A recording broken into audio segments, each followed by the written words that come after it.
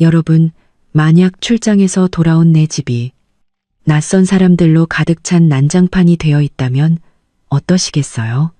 이건 바로 제게 일어났던 끔찍한 이야기입니다. 시어머니가 친척 15명을 데리고 저희 집에 피서를 오셨어요. 에어컨 8대는 24시간 내내 돌아갔고 저는 온갖 시중을 다 들어야 했죠. 참다 못해 친정행 KTX 표를 끊고 집을 나서자 시어머니가 소리쳤습니다. 네가 감히 카드까지 정지시켜 우리를 다 더워 죽일 셈이냐. 여행 가방을 끌고 우리 집 현관 앞에 섰습니다. 열쇠를 꽂아 돌렸지만 꼼짝도 하지 않았죠. 안에서 잠근 모양입니다. 이상하네. 이 시간엔 집에 아무도 없을 텐데. 손목시계를 보니 오후 3시 20분. 출장에서 하루 일찍 돌아온 건 남편 김민준에게 깜짝 선물을 해주고 싶어서였습니다. 핸드폰을 꺼내 막 전화를 걸려던 참이었어요. 바로 그때 문이 벌컥 열렸죠. 제 실크 잠옷을 입은 낯선 여자가 서 있는 게 아니겠어요? 심지어 제 딸기맛 립밤을 입에 물고서요. 누구세요? 저희는 동시에 소리쳤죠. 그 여자는 저를 위아래로 훑어보더니 아 하는 표정을 지었습니다. 아, 오빠 와이프 되시는구나? 전 사촌 동생 김유리예요. 들어와요. 문 막지 말고. 그녀는 마치 자기가 이 집 주인인 양 무심한 말투로 몸을 비켜 길을 터주었습니다. 가방을 끌고 집 안으로 들어서는 순간 땀 냄새와 음식물 쓰레기 냄새, 그리고 저렴한 향수 냄새가 뒤섞여 코를 찔렀습니다. 거실에는 대여섯 명의 사람들이 아무렇게나 누워 있었습니다. 남녀노소 할 것 없이 모두 제 옷을 입고 제가 아껴두었던 수입 과자를 먹으며 제 대형 TV를 보고 있었죠. 에어컨에서는 찬바람이 쌩쌩 불어나왔고 온도계는 16도를 가리키고 있었습니다. 세어보니 거실에 3대, 식당에 1대, 그리고 안방 쪽까지 총 8대의 에어컨이 전부 가동 중이었습니다. 이게 어떻게 된 일이죠? 제 목소리가 떨려 나왔습니다. 서연이 왔니? 시어머니 김영희 여사가 안방에서 걸어 나왔습니다. 제 몸에는 제가 지난달에 산 한정판 캐시미어 숄이 걸쳐져 있었죠. 마침 잘 왔다. 부엌 가서 밥 좀 차려라. 큰아버님 댁 식구들이 차를 오래 타서 배고프다잖니. 저는 그 자리에 못 박힌 듯 서서 시어머니 너머로 안방을 보았습니다. 우리의 신혼 침대는 새하얘 트램펄린이 되어 있었고 침대 시트에는 온통 신발 자국과 음식물 부스러기들이 가득했습니다. 화장대 위 화장품들은 전부 뚜껑이 열린 채 이리저리 널브러져 있었고 옷장문은 활짝 열려 있었죠. 제가 500만 원을 주고 맞춘 웨딩드레스는 아이들 장난감이 되어 과일잼으로 얼룩져 있었습니다. 어머니, 이분들은 누구세요? 왜 저희 집에 계신 거죠? 저는 터져나오는 화를 억누르며 물었습니다. 너희 집.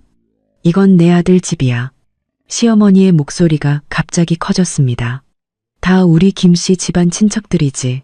날이 너무 더워서 서울로 피서 온 거야. 민준이한테 얘기 못 들었니? 머리가 윙윙 울렸습니다. 김민준은 당연히 아무 말도 하지 않았죠. 제가 출장 가기 전까지만 해도 이 집엔 우리 둘뿐이었는데 지금은 갑자기 15명이나 되는 사람들이 나타난 겁니다. 아주머니, 시원한 콜라 있어요? 15살쯤 되어 보이는 남자아이가 제 여행 가방을 툭툭 찼습니다. 배달도 좀 시켜줘요. 치킨 먹고 싶은데 네가 사 먹어. 제가 차갑게 말하며 서재로 가방을 끌고 가려는데 서재 바닥 역시 이부자리가 잔뜩 깔려 있었습니다. 제 업무용 노트북은 구석에 던져져 있었고 그 위에는 해바라기씨 껍질이 수북이 쌓여 있었죠. 너 지금 그게 무슨 태도니? 시어머니가 제 팔을 와락 붙잡았습니다. 어른이 말씀하시는데 얼른 가서 밥 차리고 방 몇 개 더 치워. 저녁엔 내 고모님 댁도 올 거니까 어머니 손 놓으세요. 저는 그의 손을 뿌리쳤습니다. 여긴 제 집이지 호텔이 아니에요. 오시려면 적어도 미리 말씀을 해주셨어야죠. 지금 이게 뭐예요? 아이고, 저 말하는 것 좀 봐. 시어머니가 허벅지를 치며 친척들에게 외쳤습니다. 서울 며느리는 역시 까다롭다니까. 우리 같은 시골 사람들은 무시하는 거지. 내 아들이 산 집인데 이 어미가 와서 좀 지내지도 못한단 말이냐. 맞아요. 너무하네. 한 중년 여자가 해바라기 씨를 까며 거들었습니다. 껍질은 제가 이탈리아에서 사온 수공예 카펫 위로 그대로 뱉어졌죠. 저는 분노로 온몸이 떨렸습니다. 핸드폰을 꺼내 김민준에게 전화를 걸었습니다. 신호가 7번쯤 울리고 나서야 그가 전화를 받았습니다. 배경이 시끄러운 걸 보니 회식 중인 듯 했습니다. 여보, 무슨 일이야? 김민준 씨, 집이 이게 어떻게 된 거예요? 왜 갑자기 이렇게 많은 사람들이 와 있어요? 저는 목소리를 낮춰 물었습니다. 아, 엄마한테 들었구나. 그의 목소리는 태평했습니다. 시골이 너무 덥다고 해서 친척들 며칠만 와 있기로 했어. 당신이 좀 잘 챙겨드려. 나 오늘 야근이라 저녁 못 먹어. 며칠이라고요? 15명이나 되는 사람들이요? 에어컨 팔대를 24시간 내내 틀어놓고 우리 집을 이게 뭘로 아는 거예요? 이서연. 김민준의 목소리가 갑자기 엄격해졌습니다. 우리 엄마고 우리 친척이야. 당신 그렇게 속 좁게 굴래? 에어컨 값이 얼마나 한다고. 며칠 지내시는 게 뭐 어때서? 저는 제 귀를 의심했습니다. 결혼 전 그 다정했던 김민주는 어디로 간 걸까요? 적어도 미리 말은 해줬어야죠. 제 목소리가 울먹임으로 변했습니다. 제 웨딩드레스랑 화장품들 다 망가졌단 말이에요. 알았어. 나중에 새로 사면 되잖아. 그가 짜증스럽게 말했습니다. 나 지금 바쁘니까 당신이 좀 알아서 해. 나 곤란하게 만들지 말고. 전화는 끊겼습니다.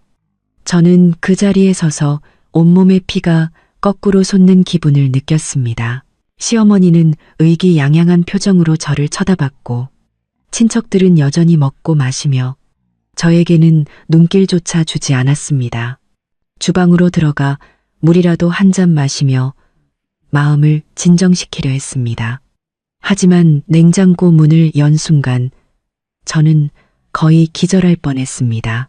출장 전에 사두었던 고급 식재료들은 온데간데 없고 대신 값싼 맥주 몇 병과 곰팡이가 핀 짠지만이 덩그러니 놓여 있었습니다.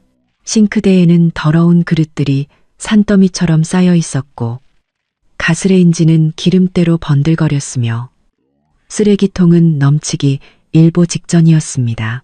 아주머니, 밥 다 됐어요? 아까 그 사촌 동생이 부엌으로 고개를 들이밀었습니다. 우리 배고파 죽겠는데 저는 깊은 숨을 한번 내쉬고 핸드폰을 꺼내 친정으로 가는 KTX 표를 예매했습니다. 그리고는 제게 꼭 필요한 물건들, 신분증, 갈아입을 옷, 업무 서류들을 챙기기 시작했습니다. 너 지금 뭐 하는 거니? 시어머니가 따라 들어와 제가 짐을 싸는 것을 보고는 얼굴색이 변했습니다. 친정에 며칠가 있으려고요. 저는 고개도 들지 않고 대답했습니다. 네가 감히. 시어머니가 제 가방을 와락 낚아챘습니다. 손님들이 이렇게 많은데 네가 가버리면 누가 시중을 들어? 누가 들든 상관없어요. 저는 가방을 다시 빼앗았습니다. 전 당신네 집안 식모가 아니니까요. 그래, 잘났다. 시어머니가 핸드폰을 꺼내 들었습니다. 내가 당장 민준이한테 전화해서 내 카드부터 정지시키라고 할 테니 어디 계속 그렇게 잘나게 굴어봐. 저는 냉소하며 지갑에서 그 신용카드 가족카드를 꺼내 테이블 위에 탁 던졌습니다. 마음대로 하세요. 그리고 아드님한테 이것도 전해주시고요. 이 집 계약금은 우리 부모님이 내주셨고 대출금은 제 월급으로 갚고 있어요. 관리비랑 공과금도 전부 제가 내고요. 지내시는 건 좋은데 저를 만만하게 보지는 마세요. 시어머니는 말을 잃었습니다. 평소 온순했던 제가 이렇게 반항할 줄은 몰랐던 모양입니다. 저는 더 이상 그의 고함을 무시하고 가방을 끌고 단호하게 문을 나섰습니다. 엘리베이터 문이 닫히기 직전까지도 두고 봐. 다신 돌아올 생각. 마, 내 아들더러 너랑 당장 이혼하라고 할 테니까. 하는 그의 악다구니가 들려왔습니다. 아파트 단지를 나서자 7월의 뜨거운 열기가 훅 끼쳐왔지만 제 정신은 그 어느 때보다 맑았습니다. 핸드폰이 울렸습니다. 김민준이었죠. 이서연, 당신 미쳤어? 어떻게 우리 엄마한테 그런 식으로 말대꾸를 해? 당장 돌아와서 사과해. 김민준 씨, 저는 차분하게 말했습니다. 당신과 당신 가족들이 저를 존중하는 법을 배우기 전까지 전 돌아가지 않을 거예요. 그가 말을 끝내기도 전에 저는 전화를 끊고 택시를 잡아 KTX역으로 향했습니다. 창밖으로 빠르게 스쳐 지나가는 도시의 풍경을 보며 저는 문득 깨달았습니다. 어쩌면 이 결혼은 처음부터 잘못된 것이었을지도 모른다고요. KTX가 역에 도착했을 때는 이미 밤 9시였습니다. 가방을 끌고 승강장을 나서자 7월의 습하고 뜨거운 공기가 얼굴을 감쌌습니다. 주머니 속 핸드폰은 계속해서 진동했고 김민주는 이미 10통이 넘는 전화를 걸어왔지만 저는 하나도 받지 않았습니다. 서연아, 여기. 고개를 드니 출구에서 엄마 최수진 여사가 손을 흔들고 있었습니다. 엄마는 단정한 베이지색 정장 차림에 집에서조차 완벽한 화장을 하고 있었습니다. 머리는 한 올의 흐트러짐도 없이 단정하게 묶여 있었죠. 그 옆에는 아빠 이강석 씨가 늘 그렇듯 과묵하게 서 계셨습니다. 어떻게 갑자기 왔어? 말도 없이. 엄마는 제 가방을 받아들며 제 얼굴을 예리하게 살폈습니다. 눈은 왜 그렇게 빨개? 민준이랑 싸웠니? 입을 열었지만 갑자기 목이 메었습니다. 오늘 하루 동안 쌓였던 서러움이 터져나온 댐처럼 걷잡을 수 없이 흘러나왔습니다. 엄마의 얼굴이 굳어지더니 아무 말 없이 저를 차에 태웠습니다. 집에 도착하니 남동생 이서진이 소파에 누워 축구 경기를 보고 있었습니다. 빨개진 제 눈을 보더니 벌떡 일어나 앉았습니다. 누나, 누가 괴롭혔어? 가서 누나 물 한 잔 가져와. 엄마는 저를 소파에 앉히고는 부엌을 향해 외쳤습니다. 아주머니, 생강차 한 잔만 끓여주세요. 따뜻한 생강차를 손에 들고 저는 오늘 있었던 일을 하나하나 털어놓았습니다. 웨딩드레스가 망가졌다는 이야기를 할 때 엄마의 눈썹은 이미 치켜 올라가 있었고 시어머니가 15명의 시중을 들라고 했다는 대목에서는 동생이 주먹으로 테이블을 내리쳤습니다. 그리고 김민준의 태도를 이야기했을 때 아빠는 마침내 깊은 한숨을 내쉬었습니다. 이럴 수가. 엄마가 버럭 소리를 질렀습니다. 그 김영희 여사, 내가 결혼시킬 때부터 알아봤어. 이제는 떼거지로 몰려와서 내 딸 집을 차지해? 누나, 내가 내일 친구 몇 명 데리고 가서 그 사람들 다 쫓아내줄게.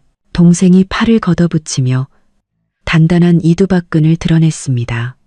동생은 대학에서 4년간 격투기를 배웠고 지금은 경찰대학에 다니고 있습니다. 진정해. 아빠가 미간을 찌푸렸습니다. 서연이는 결혼한 사람이야. 이건 집안 문제라고. 일을 크게 만들어서 좋을 거 없어. 이강석 씨. 엄마가 눈을 부릅떴습니다. 당신 딸이 이렇게 당하고 왔는데 지금 그런 말이 나와요? 내 말이 그 뜻이 아니잖아. 아빠가 난처해하며 말했습니다. 결혼 생활은 노력해야 하는 거고 고부 갈등은 시간을 갖고 풀어가야. 풀어가긴 뭘 풀어가. 엄마가 거친 말을 쏟아냈습니다. 그 여편네가 우리 딸 머리 꼭대기에 올라앉았는데 서연아, 엄마 말 들어. 이번엔 절대 약하게 나가면 안 돼. 저는 고개를 숙여 생강차를 저었습니다. 뜨거운 김에 눈시울이 뜨거워졌습니다. 어릴 때부터 엄마는 항상 제 버팀목이었습니다. 맨손으로 의류회사를 일으켜 남자들 틈에서 성공한 엄마는 여자가 억울한 일을 당하는 것을 가장 참지 못했습니다. 핸드폰이 다시 울렸습니다. 김민준이었죠. 스피커폰으로 받아 엄마가 명령했습니다. 저는 심호흡을 하고 통화 버튼을 눌렀습니다. 이서연, 장난 그만 치고 당장 안 들어와. 김민준의 고함이 거실에 울려 퍼졌습니다. 엄마 지금 화나서 쓰러지기 일보 직전이야. 당장 굴러와서 사과해. 저는 핸드폰을 꽉 쥐었습니다. 김민준 씨, 당신이 뭔데 나한테 그런 식으로 소리를 질러요? 어쭈, 배짱이 늘었네. 그가 비웃었습니다. 친척 몇 명 며칠 와 있는 게 그렇게 안 이꼬워? 우리 엄마 말이 맞았어. 서울내기 아가씨들은 비위 맞추기 힘들다더니. 저는 분노로 온몸이 떨렸습니다.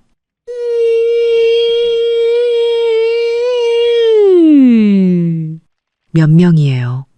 에어컨 팔 대를 24시간 내내 틀어놓고 우리 집을 쓰레기장으로 만들었다고요. 내 웨딩드레스, 화장품 다 망가졌어요. 망가졌으면 새로 사면 되잖아. 왜 우리 엄마한테 화풀이야? 김민준이 짜증을 냈습니다. 우리 엄마가 나 키우느라 얼마나 고생했는데 당신이 좀 이해해주면 안 돼? 이해? 제 목소리가 높아졌습니다. 내가 이해해주면 누가 날 이해해주는데요? 일주일 내내 출장 다녀왔더니 내 집은 남들에게 점령당하고 온 가족 시중까지 들어야 하는 나를요. 이서연. 그가 소리쳤습니다. 내 신분을 잊지 마. 넌 내 아내고 우리 가족 시중 드는 건 내 의무야. 당장 돌아와. 그러지 않으면 뭐요? 이혼이라도 하게? 제가 비웃었습니다. 전화기 너머가 갑자기 조용해졌습니다. 저는 눈을 동그랗게 뜨고 있을 김민준의 얼굴을 상상할 수 있었습니다. 결혼 2년 동안 저는 단 한 번도 이런 말투로 그에게 말한 적이 없었습니다. 서연아. 그의 목소리가 갑자기 부드러워졌습니다. 내 말이 그 뜻이 아니었어. 하지만 당신도 날 이해해줘야지. 엄마는 연세도 많으시고 친척들도 먼 길을 왔는데. 김민준. 제가 그의 말을 끊었습니다. 당신과 당신 가족들이 나를 존중하는 법을 배우기 전까지는 돌아가지 않을 거야. 저는 전화를 끊었습니다. 손이 떨려 핸드폰을 제대로 쥘 수조차 없었습니다. 거실은 쥐 죽은 듯 조용했습니다. 동생은 입을 떡 벌리고 외계인 보듯 저를 쳐다봤고 아빠는 미간을 깊게 찌푸리고 있었습니다. 그리고 엄마는 뜻밖에도 웃고 있었습니다. 그래, 이래야 내 딸 최수진의 딸답지. 엄마가 제 어깨를 두드렸습니다. 기억해. 여자는 부드러울 수 있지만 절대 약해서는 안 돼. 그날 밤 저는 어릴 적부터 쓰던 침대에 누워 밤새 뒤척였습니다. 은행 앱을 열어 이번 달 지출 내역을 확인해 보았습니다. 관리비 고지서가 화면에 뜨는 순간 저는 침대에서 튀어오를 뻔했습니다. 150만 8,620원. 평소보다 3배나 많은 금액이었습니다. 저는 서둘러 다른 계좌들도 확인했습니다. 김민준과 저의 공동 계좌에서는 이번 달에만 1,000만 원이 빠져나갔습니다. 내역을 보니 거의 매일같이 고급 레스토랑, 백화점, 노래방 등에서 큰 금액이 결제되었습니다. 그리고 이체 기록을 보니 김민준은 결혼 직후부터 매달 시어머니에게 200만 원씩 보내고 있었습니다. 가슴이 답답해졌습니다. 김민준의 연봉은 1억 원 남짓. 매달 시어머니에게 200만 원을 보내고 우리 집 대출금과 생활비를 내고 나면 그가 왜 항상 돈이 부족하다며 제게 손을 벌렸는지 이제야 알 것 같았습니다. 띵동. 핸드폰에 문자 메시지 한 통이 도착했습니다. 고객님의 카드 8812가 23시 47분 청담명가에서 286 영원 결제되었습니다. 청담명가는 이 도시에서 가장 비싼 해산물 레스토랑이었습니다. 저는 즉시 인터넷 뱅킹에 접속했습니다. 제가 김민준에게 만들어준 그 가족 카드는 오늘 밤에만 벌써 3번이나 긁혔고 누적 사용액은 300만 원에 가까웠습니다. 저는 한치의 망설임도 없이 모든 가족 카드를 정지시켰습니다. 그리고 공동 계좌에 남아있던 돈을 전부 제 개인 계좌로 옮겼습니다. 이 모든 것을 끝내고 나니 긴 한숨이 나왔습니다. 핸드폰을 끄고 저는 마침내 깊은 잠에 빠져들었습니다. 다음 날 아침 저는 요란한 문 두드리는 소리에 잠에서 깼습니다. 서연아, 빨리 일어나봐. 엄마의 목소리가 흥분에 차 있었습니다. 재밌는 구경거리가 생겼어. 눈을 비비며 아래층으로 내려가니 온 가족이 식탁에 둘러앉아 엄마의 핸드폰을 쳐다보고 있었습니다. 화면에서는 영상 하나가 재생되고 있었죠. 시어머니 김영희 여사가 청담명가 앞에서 카메라를 향해 악을 쓰고 있었습니다.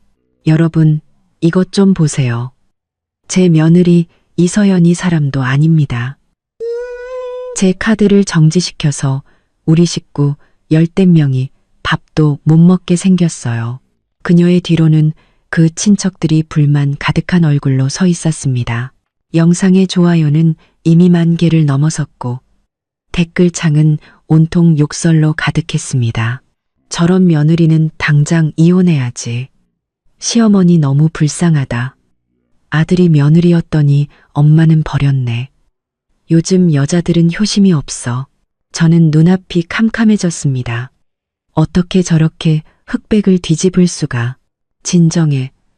엄마가 냉소하며 말했습니다. 다음 영상을 봐. 다른 각도에서 찍힌 영상에서는 시어머니 일행이 청담명가에서 걸어 나오고 있었습니다. 각자의 손에는 포장된 음식 상자가 들려 있었고 사촌 동생 김유리의 손에는 고급 양주 2병이 들려 있었습니다. 1인당 10만 원이 넘는 식당에서 밥 먹고 나와서 밥을 못 먹었다니. 저 할머니 연기 대단하시네. 동생이 피식 웃었습니다.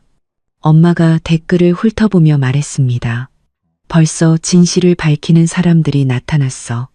과연 새로운 댓글 몇 개가 눈에 띄었습니다. 저 청담명가 직원인데 저 테이블에서 제일 비싼 킹크랩이랑 랍스터 시켰어요. 제비집 요리도 10몇 개나 포장해 갔고요. 저 이서연 씨 아는데 집도 그분이 산 거예요. 시어머니가 친척 15명 데리고 와서 에어컨 24시간 틀어서 관리비만 150만 원 넘게 나왔대요. 영상 속 불쌍한 시어머니 손목에 찬 거 까르띠에 시계네요. 500만 원 넘는 건데 여론이 뒤집히기 시작했습니다. 저는 안도의 한숨을 내쉬었지만 동시에 깊은 슬픔을 느꼈습니다. 내 결혼 생활이 어쩌다 인터넷 막장 드라마가 되어버렸을까요? 서연아, 아빠가 심각한 표정으로 말했습니다. 일이 이렇게 커지면 너한테 좋을 거 없어. 아빠 말 듣고 돌아가서 민준이랑 잘 얘기해봐. 뭘 얘기해요? 엄마가 아빠를 쏘아붙였습니다. 계속 우리 딸 괴롭히라고요? 엄마. 저는 심호흡을 했습니다. 저 며칠만 좀 생각할 시간을 가질래요. 김민준 씨가 정말 뉘우친다면 저를 찾아오겠죠. 말이 끝나기 무섭게 핸드폰이 울렸습니다. 모르는 번호였죠. 여보세요? 새언니?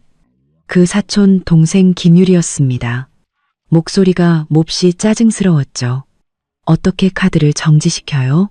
우리 지금 백화점인데 결제가 안 돼서 얼마나 창피했는지 알아요? 저는 제 귀를 의심했습니다. 너희 또 쇼핑하고 있었어? 네. 고모가 우리한테 새 옷 한 벌씩 사준다고 했단 말이에요. 그녀는 당당했습니다.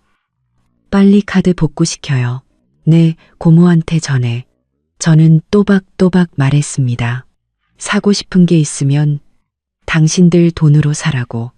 전화를 끊고 저는 바로 핸드폰 전원을 꺼버렸습니다.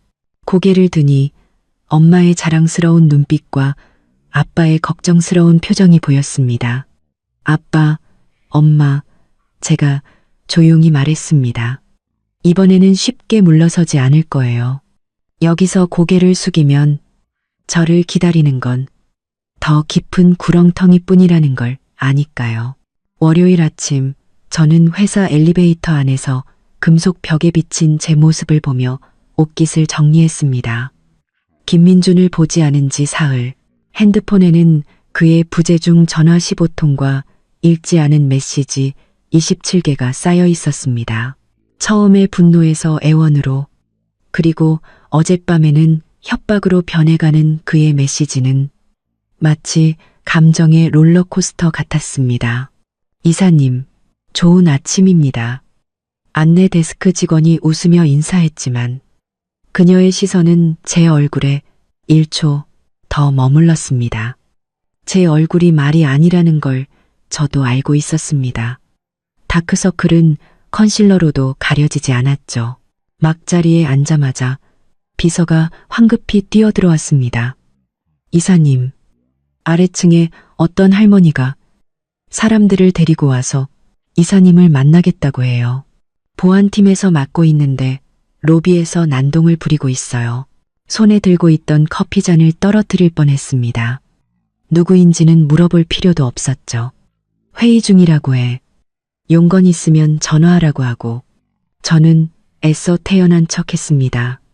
비서가 망설이며 나가자 저는 즉시 사무실 문을 잠갔습니다. 떨리는 손으로 김민준에게 전화를 걸자 이번에는 그가 바로 받았습니다. 당신 어머니가 우리 회사에서 소란 피우고 있어. 당장 모시고 가. 저는 목소리를 낮춰 으르렁거렸습니다. 서연아, 드디어 전화를 받았구나. 그의 목소리에는 가증스러운 기쁨이 묻어 있었습니다. 엄마는 그냥 당신이 카드를 정지시켜서 집 에어컨도 못 켜고 이 더운 날에. 김민준, 저는 이를 악물었습니다. 10분 줄게. 10분 안에 당신 어머니 모시고 가지 않으면 경찰에 신고할 거야. 신고? 해봐. 그의 태도가 돌변했습니다. 온 회사 사람들이 다 알게 해. 이서연이 얼마나 불효막심한 며느리인지. 엄마가 그랬어. 오늘 너 못 만나면 절대 안 돌아가신다고. 전화가 끊겼습니다. 저는 분노로 관자놀이가 지끈거렸습니다. 재킷을 집어들고 비상계단으로 빠져나가려는데 밖에서 소란스러운 소리가 들려왔습니다. 이서연, 당장 나와. 시어머니의 날카로운 목소리가 사무실 문을 뚫고 들어왔습니다. 여러분, 이리 와서 구경하세요. 이게 바로 여러분 회사의 잘난 이사님입니다. 시어머니를 학대하는 불효막심한 며느리라고요. 저는 심호흡을 하고 문을 활짝 열었습니다. 복도에는 이미 동료들이 가득 모여 있었습니다. 시어머니는 그 한가운데 서서 제 샤넬 원피스를 입고 있었습니다. 몸에 꽉 끼도록 수선했는지 옷이 터질 듯했고 목 부분은 실밥이 터져 있었습니다. 그 뒤로는 사촌 동생 김유리를 포함한 친척 대여섯 명이 서 있었죠. 어머니, 여긴 회사예요. 할 얘기 있으면 집에 가서 하시죠. 저는 분노를 억누르며 최대한 평온한 목소리로 말했습니다. 집, 네가 경찰에 신고하겠다며? 시어머니가 바닥에 주저앉아 허벅지를 치며 울부짖기 시작했습니다. 여러분, 제발 판단 좀 해주세요. 제 아들이 대체 어떤 며느리를 얻었는지. 저랑 친척들을 집에서 내쫓고 카드까지 정지시켜서 우리를 더워 죽이려고 해요. 동료들은 서로 얼굴을 쳐다보며 수군거리기 시작했습니다. 제 얼굴은 불타는 듯 화끈거렸습니다. 디자인팀의 한 직원이 몰래 핸드폰으로 이 상황을 녹화하는 것이 보였습니다. 이 이사, 재무팀 부장님이 미간을 찌푸렸습니다. 집안 사정은 우리가 상관할 바 아니지만 회사에 피해를 주면 김영희 씨, 저는 갑자기 목소리를 높여 시어머니의 이름을 불렀습니다. 제가 당신들을 쫓아냈다고요? 15명이나 되는 식구들을 이끌고 말 한마디 없이 제 집에 쳐들어온 건 누구죠? 에어컨 8대를 24시간 내내 틀어서 관리비가 150만 원 넘게 나오게 한 건 누구고요? 제 카드로 청담명가에서 하루 저녁 밥값으로 100만 원 넘게 쓴 건 누구죠? 시어머니의 울음소리가 뚝 그쳤습니다. 사무실은 쥐 죽은 듯 조용해졌죠. 15명? 마케팅팀 직원이 눈을 동그랗게 떴습니다. 밥 한 끼에 100만 원. 재무팀 부장님이 경악했습니다. 에어컨 8대. 늘 근엄하시던 이사님조차 충격을 받은 표정이었습니다. 저는 기세를 몰아 계속했습니다. 어머니, 지금 입고 계신 그 원피스 제거 맞죠? 300만 원짜리 아직 택도 안 뗀 건데요. 시어머니의 얼굴이 파랗게 질렸다가 하얗게 변했습니다. 그녀는 벌떡 일어나 제 코앞에 손가락질하며 소리쳤습니다. 헛소리 마. 이건 다 내 아들이 사준 거야. 내 아들 돈이라고. 아드님 연봉이 1억 원인데 매달 어머님께 200만 원씩 보내드리고 주택담보대출로 150만 원. 자동차 할부로 50만 원이 나가요. 제가 비웃었습니다. 아드님한테 어머님께 샤넬을 사드릴 돈이 남아있을 거라고 생각하세요? 주변 동료들 사이에서 하는 탄식이 터져 나왔습니다. 시어머니는 창피함에 분노가 치밀었는지 갑자기 제 머리채를 잡으려고 달려들었습니다. 이 나쁜 년, 내가 내 주둥이를 찢어 놓을 테다. 저는 몸을 옆으로 피했고 그녀는 휘청거리며 넘어질 뻔했습니다. 사촌 동생 김유리가 급히 그녀를 부축하며 저에게 악을 썼습니다. 이서연, 너 가만 안 둬. 우리 오빠가 눈이 삐었지. 너 같은 여자를 만나다니. 보안팀, 제가 소리쳤습니다. 이 사람들 끌어내세요. 3명의 보안요원이 달려와 시어머니 일행을 끌어내기 시작했습니다. 시어머니는 발버둥치며 소리쳤습니다. 이서연, 너 두고 봐. 내 아들더러 당장 너랑 이혼하라고 할 테니까. 빈손으로 쫓겨나게 만들어줄 테다. 사무실 문이 닫히고 저는 다리에 힘이 풀려 주저앉을 뻔했습니다. 비서가 급히 저를 부축했습니다. 이사님, 괜찮으세요? 괜찮아. 저는 애써 웃어 보였습니다. 소란 피워서 미안해요. 이사님, 아까 녹화하던 직원이 핸드폰을 내리며 망설였습니다. 방금 영상 지울까요? 저한테 하나 보내주고 지워주세요.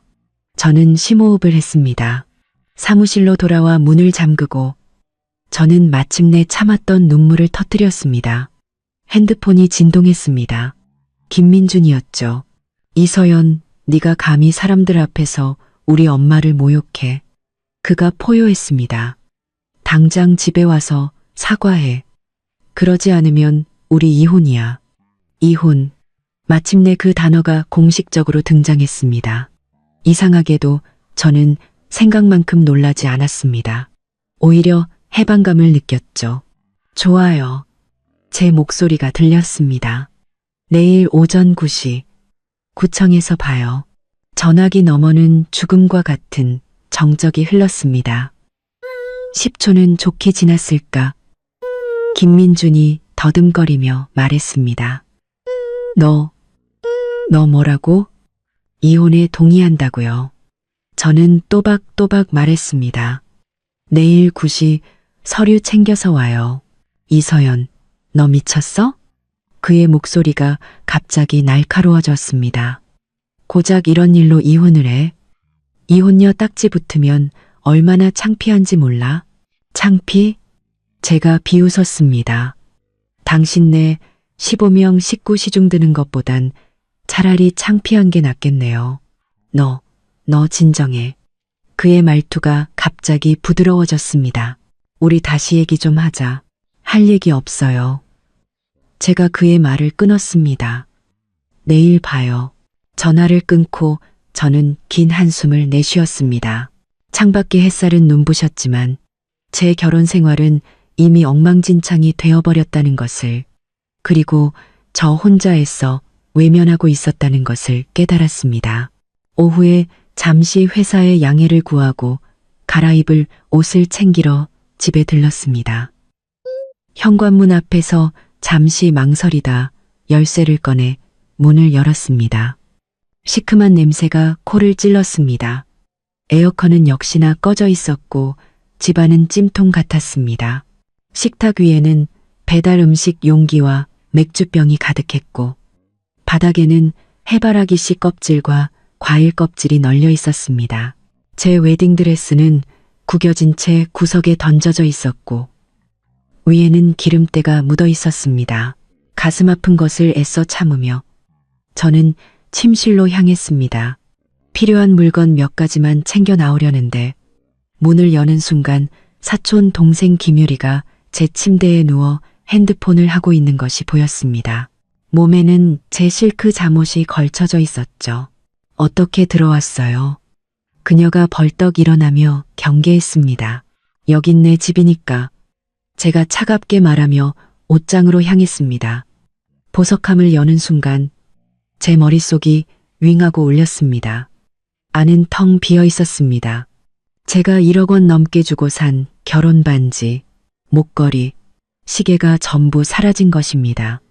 화장대 위에 화장품들도 싹쓸이 당했고 화장솜 하나 남아있지 않았습니다. 내 물건들 어디 있어요? 제가 돌아서서 김유리에게 따져 물었습니다. 그녀는 입술을 삐죽였습니다. 고모가 그랬는데 그 보석들 우리가 잠깐 빌려 쓰기로 했다고. 빌렸어? 저는 분노로 온몸이 떨렸습니다. 그건 내 개인 물건들이에요. 소리 지르긴. 김유리가 눈을 흘겼습니다. 당신이 우리 오빠랑 결혼했으니까 당신 물건은 우리 김씨 집안 물건이지. 저는 두말 없이 핸드폰을 꺼내 경찰에 신고했습니다. 김유리는 기겁하며 제 핸드폰을 뺏으려 했습니다. 뭐 하는 거예요? 신고를 해. 당신들은 도둑이야. 제가 그녀를 밀쳐냈습니다. 감히. 그녀가 소리를 지르며 달려들어 제 팔에 손톱 자국을 냈습니다. 저는 그녀를 힘껏 밀어냈고 그녀는 침대 위로 넘어졌습니다. 10분 후 경찰 2명이 도착했습니다. 김유리는 이미 시어머니에게 전화를 걸어둔 상태였고 두 사람은 현관문 앞에 서서 기세등등한 표정을 짓고 있었습니다. 그러고 부러고로게 스매문 파로고 동동할 경찰관님. 얘가 제 며느리예요. 시어머니가 먼저 입을 열었습니다. 집안에서 좀 다툰 건데 어떻게 경찰까지 부르고 그래요. 경찰관님. 제가 그녀의 말을 끊었습니다. 제가 신고한 이유는 1억 원이 넘는 제 보석과 명품들이 도난당했기 때문입니다. 시어머니의 얼굴이 굳어졌습니다. 무슨 도난이야. 내가 시어머니인데 물건 좀 가져간 게 뭐 어때서? 구입 영수증 있으십니까? 나이가 좀 더 들어 보이는 경찰관이 제게 물었습니다. 네, 있어요. 저는 핸드폰을 꺼내 전자 영수증과 사진들을 보여주었습니다. 이건 결혼 반지 6,800만 원. 이 목걸이는 4,200만 원. 시계는 3,000만 원이 넘어요. 경찰관은 놀란 눈으로 저를 한번 쳐다보고는 시어머니에게 돌아섰습니다. 이 물건들 지금 어디에 있습니까? 네, 내가 보관하고 있어. 시어머니가 더듬거리며 말했습니다. 며느리가 하도 돈을 함부로 써서 내가 대신 맡아주려고. 엄마, 그럼 그 까르띠에 목걸이는요? 김유리가 갑자기 끼어들었습니다. 저 결혼할 때 주신다고 했잖아요. 시어머니가 그녀를 한헌히 쏘아보았습니다. 젊은 경찰관은 웃음을 터뜨리려다 황급히 표정을 굳혔습니다. 김영희 씨. 나이든 경찰관이 엄숙하게 말했습니다. 이 물건들을 본인 돈으로 구입했다는 것을 증명하지 못하는 한 타인의 재산을 처분할 권리가 없습니다. 즉시 돌려주십시오. 이건 내 아들 돈으로 산 거야. 시어머니가 발을 동동 굴렀습니다. 내 아들이 번 돈이라고. 증거 있습니까? 경찰관이 되물었습니다. 시어머니는 말을 잇지 못하고 갑자기 바닥에 주저앉아 울부짖기 시작했습니다. 세상에 이런 법이 어디 있어. 경찰이 며느리 편만 들고 시어머니를 괴롭히네. 두 경찰관은 난처한 표정으로 서로를 쳐다보았습니다. 나이든 경찰관이 저를 옆으로 데려가 말했습니다. 이서연 씨, 이건 가정불화로 분류돼서 저희가 강제로 처리하기는 어렵습니다. 법적인 절차를 밟으시는 게 좋겠습니다. 네, 알겠습니다. 제가 고개를 끄덕였습니다. 혹시 기록은 좀 남겨주실 수 있을까요? 나중에 소송하게 될 경우를 대비해서요. 물론입니다. 그가 흔쾌히 수첩을 꺼내 도난당한 물품 목록을 상세히 기록했습니다. 시어머니는 그 모습을 보고 더 크게 울부짖었고 김유리는 옆에서 안절부절 못하고 있었습니다. 기록을 마친 경찰관이 떠나기 전 제게 나지막이 말했습니다. 빨리 이혼하세요. 저 집안 보통이 아니네요. 저는 씁쓸하게 웃으며 고개를 끄덕였습니다. 옷 몇 벌과 중요 서류들을 챙겨 저는 다시 한번 가방을 끌고 한때 내 집이었던 그곳을 나섰습니다. 등 뒤에서는 시어머니의 욕설이 계속 들려왔지만 더 이상 신경 쓰이지 않았습니다. 차에 올라 저는 변호사 사무실에 전화를 걸었습니다. 네, 이혼 관련해서 상담 좀 받고 싶은데요. 이 선생님, 제공해 주신 증거들을 보면 이건 명백한 절도죄에 해당합니다. 김 변호사가 금태 안경을 고쳤으며 서류 한 부를 제 앞으로 밀었습니다. 하지만 가족 관계인 점을 고려하면 우선 조정 절차를 밟는 것을 추천합니다. 저는 변호사 사무실 통유리창 밖으로 보이는 도시 풍경을 응시했습니다. 고층 빌딩 유리에 반사된 햇빛이 눈부셨습니다. 사흘 전 경찰에 신고한 후 시어머니와 김민주는 경찰서에 출석해 조사를 받았습니다. 오늘 오후가 바로 조정 기일이었죠. 조정이요? 제가 비웃었습니다. 김 변호사님은 그들이 우리 집을 어떻게 망쳐놨는지 못 보셨잖아요. 물론 최종 결정은 이 선생님께 있습니다.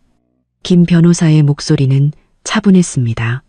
하지만 법원에서 이혼 판결을 내릴 때 양측의 조정 의사를 고려합니다. 이 절차를 먼저 밟는 것이 선생님께서 최대한의 권리를 확보하는 데 유리합니다. 저는 고개를 끄덕이고 서류에 서명했습니다. 핸드폰이 진동했습니다. 엄마에게서 온 메시지였죠.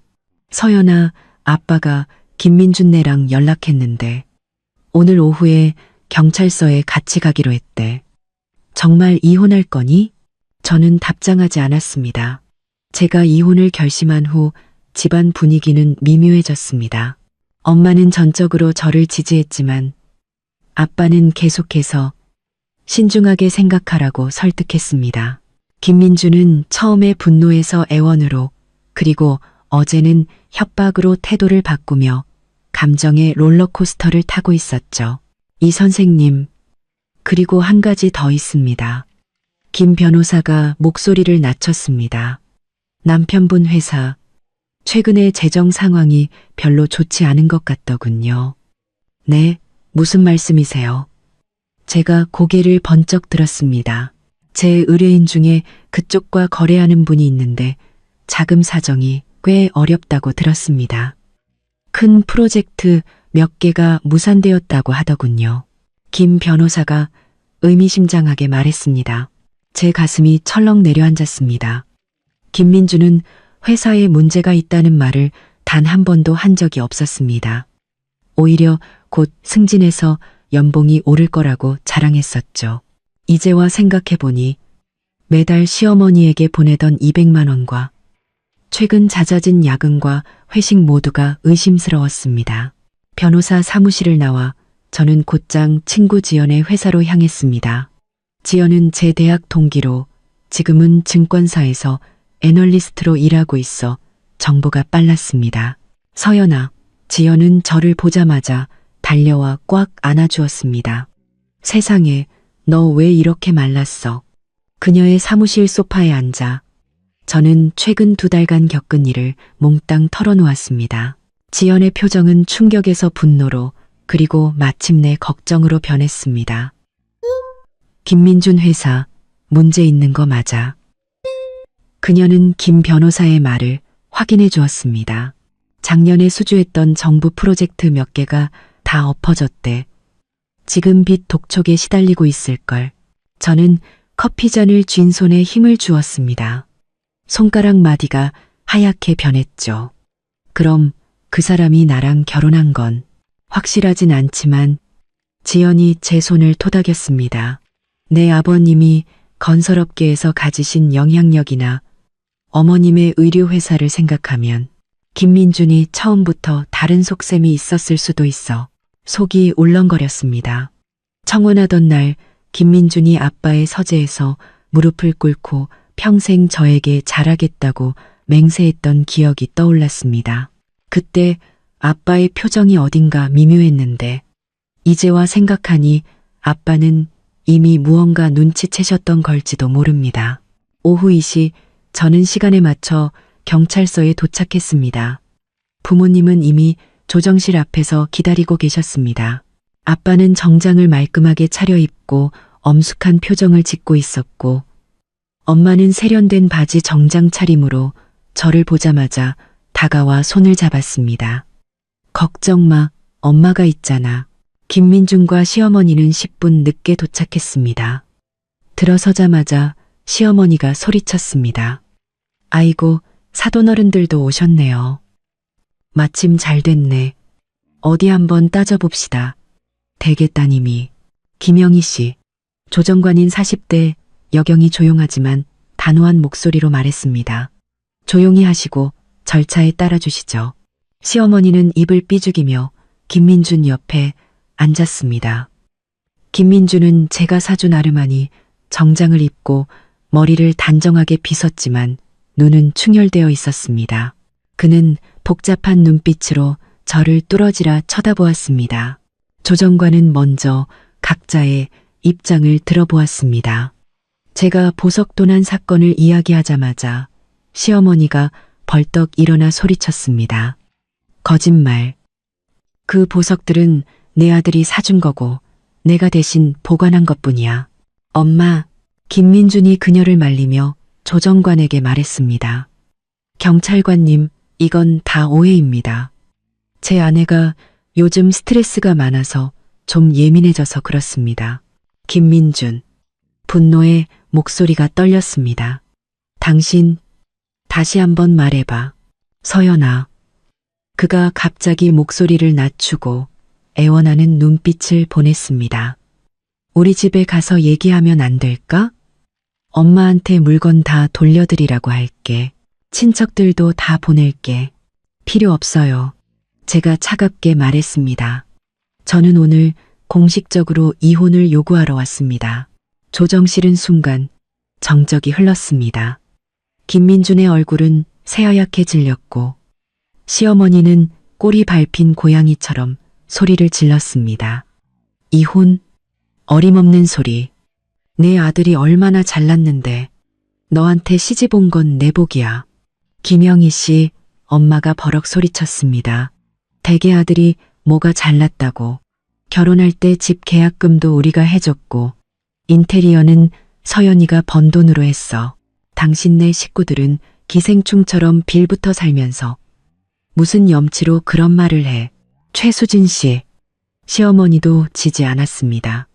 당신 딸이 우리 집에 시집 왔으면 우리 집 사람이야. 걔 물건은 다 내 아들 거라고. 그만하세요. 조정관이 소리쳤습니다. 여긴 조정실이지. 시장 바닥이 아닙니다. 그녀는 김민준에게 돌아섰습니다. 김민준 씨, 부인께서는 당신 어머니가 귀중품을 훔쳤다고 주장하는데 사실입니까? 김민준의 이마에 땀이 맺혔습니다. 경찰관님, 그건 정말 오해입니다. 그 보석들은 제가 서연이에게 사준 게 맞고 어머니는 잠시 보관만 하신 겁니다. 구입 증빙 자료 있습니까? 조정관이 쬐궁했습니다. 김민준은 말을 잇지 못했습니다. 저는 조용히 가방에서 준비해온 영수증 사본을 꺼내 조정관 앞에 내밀었습니다. 여기 제 모든 귀중품의 구매 영수증입니다. 대부분 제 개인 카드로 결제했고 김민준 씨가 선물한 몇 개는 그의 이체 기록이 있습니다. 조정관은 서류를 꼼꼼히 살핀 후 시어머니에게 말했습니다. 김영희 씨, 24시간 내로 이 물품들을 반환하십시오. 그렇지 않으면 절도죄가 성립될 수 있습니다. 무슨 절도? 시어머니가 테이블을 치며 일어섰습니다. 며느리 물건은 우리 김씨 집안 물건이라니까. 엄마. 김민준이 소리쳐 그녀를 제지하고는 제게 돌아섰습니다. 서연아, 우리 따로 얘기 좀 하자.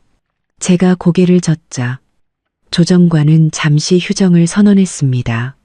김민준은 저를 따라 복도로 나왔습니다.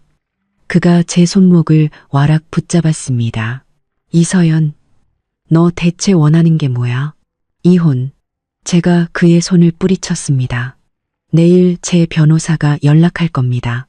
미쳤어? 그가 목소리를 낮췄습니다. 눈에는 당황한 기색이 역력했죠. 고작 이런 일로 이혼을 해? 이혼이 내 평판에 얼마나 안 좋은지 몰라? 이런 일. 제가 비웃었습니다. 당신 어머니가 친척 15명을 데리고 우리 집을 점령하고 내 물건을 훔쳐갔는데 이게 이런 일이라고요? 그 사람들 다 보냈다고 했잖아. 그가 다급하게 말했습니다. 엄마도 물건 다 돌려줄 거야. 서연아, 내가 잘못했어. 한 번만 더 기회를 줘. 그의 가증스러운 표정을 보니 갑자기 속이 메스꺼워졌습니다. 한때 저를 설레게 했던 이 남자가 지금은 너무나 낯설게 느껴졌습니다. 김민준. 제가 나지막이 말했습니다. 당신 회사 곧 부도난다면서요? 그의 표정이 순간 굳어졌습니다. 눈에는 공포가 스쳐 지나갔죠. 누가 그런 말을 해? 그래서 나랑 결혼한 거군요. 우리 집 돈이랑 인맥 때문에 제가 계속해서 추궁했습니다. 아니야, 그가 펄쩍 뛰었습니다. 서연아, 난 널 사랑해. 회사 일은. 당신 걱정할까봐 말 안 한 거야. 됐어요. 제가 돌아서려는데 그가 다시 저를 붙잡았습니다. 이서연. 그의 목소리가 갑자기 싸늘해졌습니다. 네가 감히 이혼하겠다고 하면 나도 가만 안 있어. 저는 그의 손을 뿌리치고 조정실로 향했습니다. 등 뒤에서 그의 이 갈리는 소리가 들렸습니다. 네가 이혼하면 날 벗어날 수 있을 것 같아? 꿈깨. 조정실로 돌아오니 시어머니가 조정관에게 울며 하소연하고 있었습니다. 우리 아들이 얼마나 잘났는데요. 연봉이 수억인데 시집 오겠다는 여자가 줄을 섰어요. 이서연이 복에 겨운 거죠. 연봉 수억이요? 제가 끼어들었습니다. 작년에 연말정산할 때 보니 그 사람 소득이 1억 2천만 원이었어요. 그중 3천만 원은 제 디자인 용역비였고요. 시어머니의 얼굴이 굳어졌습니다. 그녀가 반박하기도 전에 조정관이 책상을 두드렸습니다. 현재 증거에 근거하여 김영희 씨는 이서연 씨의 개인 물품을 즉시 반환해야 합니다. 24시간 내에 이행되지 않을 경우 경찰이 수사에 착수할 것입니다. 시어머니는 더 소란을 피우려 했지만 김민준이 억지로 그녀를 끌고 나갔습니다. 떠나기 전 그는 저를 한번 돌아보았는데 그 눈빛이 너무나 섬뜩해서 저는 소름이 돋았습니다. 경찰서를 나오자 아빠가 갑자기 입을 열었습니다. 서연아, 이혼은 다시 한번 생각해 보는 게. 이강석 씨, 엄마가 분노에 찬 눈으로 그를 쏘아보았습니다. 당신 딸이 이렇게 당했는데 아직도 그런 말을 해요? 내 말이 그 뜻이 아니잖아. 아빠가 한숨을 쉬었습니다. 이혼은 간단한 문제가 아니야. 얽힌 게 너무 많다고. 아빠, 제가 그의 말을 끊었습니다. 아빠는 김민준 씨가 문제 있는 사람이라는 거 처음부터 알고 계셨죠? 아빠는 잠시 침묵하더니 고개를 끄덕였습니다. 처음에 그가 너를 따라다닐 때 내가 좀 알아봤어. 회사 실적도 별로고 인맥으로 겨우 사업을 유지하고 있더군. 하지만 네가 그를 너무 좋아하는 것 같아서. 그래서 그냥 허락하셨다고요? 저는 믿을 수가 없었습니다. 서연아, 아빠가 씁쓸하게 웃었습니다.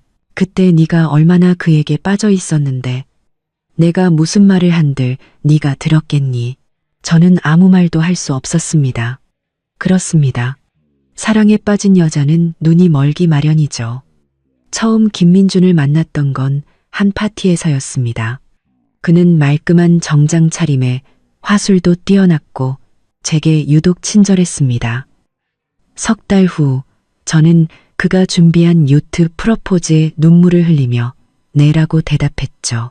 이제와 생각하니 모든 것이 계획된 것이었습니다. 그는 제 집안 배경을 알고 있었고 건설업계에서 아빠가 가진 영향력을 알고 있었습니다. 저는 그저 그의 발판에 불과했던 것입니다. 집에 돌아와 지쳐 침대에 쓰러졌습니다. 핸드폰이 울렸습니다. 지연이었습니다. 서연아, 내가 뭘 좀 알아냈어. 김민준 회사, 은행에 30억 넘게 빚이 있대. 담보도 부족하고, 그리고 그 사람 밖에 여자가 있는 것 같아. 제 가슴이 철렁 내려앉았습니다. 확실해? 내 친구가 신라호텔 프런트에서 일하는데 지난주에 김민준이 어떤 여자랑 같이 방 잡는 걸 봤대. 지연이 조심스럽게 말했습니다. 내가 더 자세히 알아봐 줄까? 아니, 됐어. 저는 전화를 끊었습니다. 눈물이 마침내 툭 터진 듯 쏟아져 나왔습니다. 이 결혼은 처음부터 사기극이었고 저는 바보처럼 그의 소나기에서 놀아났던 것입니다. 다음 날 아침 초인종이 울렸습니다. 인터폰 화면에는 손에 쇼핑백을 든 김민준이 서 있었습니다. 잠시 망설이다가 문을 열어주었습니다. 서연아, 그는 눈이 빨갛게 충혈되어 있었습니다. 물건 다 가져왔어. 저는 쇼핑백을 받아 내용물을 확인했습니다. 보석들은 다 있었지만 제 명품 가방 몇 개가 보이지 않았습니다. 가방 3개는 어디 있어요? 제가 차갑게 물었습니다. 유리가 시골에 가져갔어. 내가 바로 보내라고 할게. 그가 우물쭈물했습니다. 필요 없어요. 저는 미리 준비해둔 이혼 서류를 내밀었습니다. 여기에 서명해요. 서연아. 그가 갑자기 무릎을 꿇고 제 다리를 붙잡았습니다. 내가 정말 잘못했어. 제발 한 번만 더 기회를 줘. 내가 약속할게. 뭘 약속하는데요? 제가 그를 뿌리쳤습니다. 다시는 날 속이지 않겠다고? 당신 어머니가 날 괴롭히게 두지 않겠다고? 아니면 그 여자랑 깨끗하게 정리하겠다고? 그의 얼굴이 새하얗게 질렸습니다. 무슨 여자? 김민준. 제가 그를 내려다보며 말했습니다. 문득 이 상황이 너무나 우스꽝스럽게 느껴졌습니다. 서명해요. 마지막 남은 자존심이라도 지키세요. 서명해요. 딱 그가 천천히 일어섰습니다. 애원하던 그의 표정이 증오로 일그러졌습니다. 이서연, 너 후회하게 될 거야. 그는 문을 박차고 나갔습니다. 저는 긴 한숨을 내쉬고 김 변호사에게 메시지를 보냈습니다. 소송 준비해 주세요. 이 선생님, 이 담보 계약서 보신 적 있으십니까? 김 변호사가 서류 한 부를 제게 건넸습니다. 제 시선은 서명란에 꽂혔습니다. 김민준의 휘갈겨 쓴 서명 옆에 놀랍게도 우리 신혼집 주소가 적혀 있었습니다. 제 손이 걷잡을 수 없이 떨리기 시작했습니다. 이게 언제 저길이에요? 제 목소리가 쉬어나왔습니다. 작년 10월입니다. 김 변호사가 날짜를 가리켰습니다. 그가 신혼집을 은행에 담보로 잡고 20억 원을 대출받았습니다. 그가 작년 10월, 바로 우리 결혼 1주년이었습니다. 그때 김민준이 갑자기 집을 리모델링해야 한다며 제게 2주만 친정에가 있으라고 했던 기억이 났습니다. 바로 이것 때문이었군요. 하지만 집 명의는 제 이름으로 되어 있는데요. 제가 벌떡 일어섰습니다. 그가 어떻게 공동 채무자란에 이 선생님의 서명이 있습니다. 김 변호사가 조용히 말했습니다. 저는 벼락을 맞은 듯 했습니다. 작년 여름 김민준이 서류 뭉치를 가져와 서명을 해달라고 한 적이 있었습니다. 회사 프로젝트의 배우자 동의가 필요하다는 말이었습니다. 그때 저는 그를 완전히 믿고 있었기에 내용도 제대로 확인하지 않고 서명했습니다. 이 짐승 같은 놈. 저는 이를 악물었고 손톱이 손바닥을 깊게 파고들었습니다. 현재 문제는 이 대출이 3개월째 연체 중이라는 겁니다. 은행에서 언제든 경매 절차를 시작할 수 있습니다. 눈앞이 캄캄해졌습니다. 그 집은 부모님이 계약금을 내주셨고 매달 대출금은 제 월급으로 갚고 있었습니다. 그런데 이제 김민준의 빚 때문에 은행에 넘어가게 생긴 것입니다. 막을 방법은 없나요? 저는 애써 냉정을 찾았습니다. 이 선생님께서 담보 설정에 대해 전혀 몰랐고 대출금이 부부 공동생활에 사용되지 않았다는 것을 증명해야 합니다. 하지만 쉽지 않을 겁니다. 저는 가방을 들고 변호사 사무실을 뛰쳐나와 곧장 지연의 회사로 향했습니다. 김민준 회사의 실상을 파헤치기 위해 그녀의 도움이 필요했습니다. 지연의 사무실 문은 반쯤 열려 있었습니다. 문을 두드리려는데 안에서 격렬한 논쟁 소리가 들려왔습니다. 너무 위험해. 김민준 뒤에는 든든한 배경이 있다고. 잘못 건드리면 안 돼. 하지만 서연이는 내 가장 친한 친구야. 그 인간 쓰레기들 때문에 인생 망치는 걸 그냥 보고만 있으라고? 지연의 목소리에는 울음이 섞여 있었습니다. 제가 문을 열고 들어서자 지연과 정장 차림의 한 중년 남자가 동시에 고개를 돌렸습니다. 지연의 얼굴이 새하얗게 질렸습니다. 서연아, 너 언제부터 김민준 뒤에 누가 있어요? 제가 단도직입적으로 물었습니다. 지연과 그 남자는 눈빛을 교환했고 남자는 한숨을 쉬며 조용히 문을 닫고 나갔습니다. 내가 김민준 회사 자금 흐름을 추적해봤어. 지연이 저를 앉히고 컴퓨터 화면을 보여주었습니다. 작년부터 그가 회사에서 50억 원 가까이 빼돌렸어. 명목은 프로젝트 비용이었지만 실제로는 어디로 갔는데요? 유성건설이라는 부동산 프로젝트야. 지연이 사진 한 장을 띄웠습니다. 이 사람이 책임자고 사진 속에는 화려한 화장을 한 젊은 여자가 모델하우스 앞에서 미소 짓고 있었습니다. 제 위가 뒤틀리는 것 같았습니다. 그녀의 목에 걸린 까르띠에 목걸이는 제가 잃어버린 것과 똑같았습니다. 이 사람은 누구예요? 제 목소리가 떨렸습니다. 한유라, 27세, 유성건설 분양 총괄이사. 그리고 지연이 조심스럽게 말했습니다. 김민준의 내연녀야. 저는 사진을 뚫어지라 쳐다보았습니다. 그녀 뒤에 있는 모델하우스 로고에 작은 문장이 새겨져 있는 것이 보였습니다. 그것은 이 도시의 유명한 부동산 재벌 한성그룹의 상징이었습니다.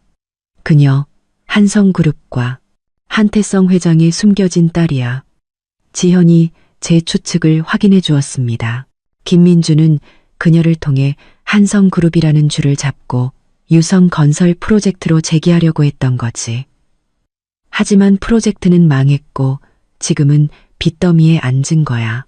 저는 온몸에 힘이 빠졌습니다. 김민준이 저와 결혼한 것은 우리 집의 돈뿐만 아니라 건설업계에서 아빠가 가진 인맥으로 도움을 받기 위해서였습니다. 그리고 저는 바보처럼 2년 내내 그에게 이용당한 것입니다. 집에 돌아오니 엄마가 거실에서 초조하게 서성이고 있었습니다. 저를 보자마자 엄마는 핸드폰을 들어 보였습니다. 서연아, 큰일 났어. 핸드폰 화면에는 지역 뉴스 헤드라인이 떠 있었습니다. 악독한 며느리, 시어머니 학대, 천륜을 저버리다. 영상을 클릭하자 시어머니 김영희 여사가 카메라를 향해 울부짖고 있었습니다. 제 며느리 이서연이 사람이 아닙니다. 저랑 친척들을 집에서 내쫓고 제 약까지 끊어서 저를 죽이려고 했어요. 영상의 좋아요는 10만을 넘어섰고 댓글창은 욕설로 가득했습니다. 저런 여자는 감옥에 보내야 해. 시어머니가 너무 불쌍하다. 아들이 며느리였더니 엄마를 버렸네. 신상 털어서 회사에서 잘리게 만들자. 제 손이 떨려 핸드폰을 쥘 수조차 없었습니다. 영상은 오늘 오전에 올라왔고 제 이메일 함에는 이미 모르는 사람들의 욕설 메일이 가득했습니다. SNS 계정도 공격당하고 있었죠. 보지마, 엄마가 핸드폰을 빼앗았습니다. 아빠가 이미 변호사랑 연락했어. 명예훼손으로 고소할 거야. 소용없을 거예요. 제가 씁쓸하게 웃었습니다. 여론은 이미 저에게 사형 선고를 내렸는걸요. 그때 초인종이 울렸습니다.